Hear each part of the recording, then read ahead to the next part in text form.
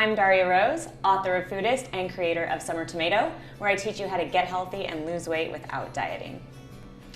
You know, when I started my blog, it was an experiment. I was actually in graduate school. I was getting my PhD in neuroscience, and on the side, I just started this blog. It was totally a hobby, but right before I was about to graduate, I just started getting emails from book agents and all these people, and so by the time I graduated, my blog had been so popular that I had a book deal, and so I got to immediately go from grad school, instead of having to go get a job in science, I started writing my book, and it was like one of the most amazing dreams come true, because it's what I was really passionate about and what I really wanted to do.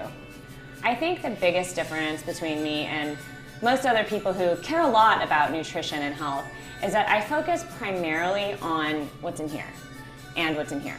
You know, what's hard isn't knowing all the ins and outs of the nutrition science. I think people tend to get bogged down in there. At the end of the day, what's hard is doing what you know you're supposed to do.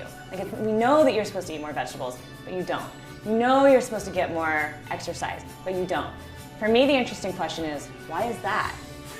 I think the biggest gaping hole in the fitness and health industry is the lack of understanding of psychology and human motivation.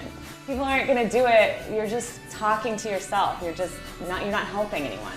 So that's why I spend most of my time focusing on motivation, habits, and getting people to actually make meaningful changes in their lives, and not just preaching or lecturing about what you should and shouldn't eat. This always cracks me up, because what's popular on the internet is all over the place. So for me, my #1 article is a recipe about delicata squash, and it just gets hundreds of thousands of readers every single year, and it's like #1 above Wikipedia for delicata squash. So everyone should try it.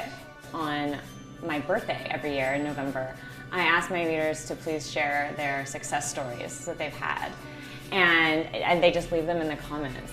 And I recommend everyone go back through the years and just read these stories about people who have lost 100 pounds, whose kids love Brussels sprouts and kale, who have completely changed their husbands' eating habits.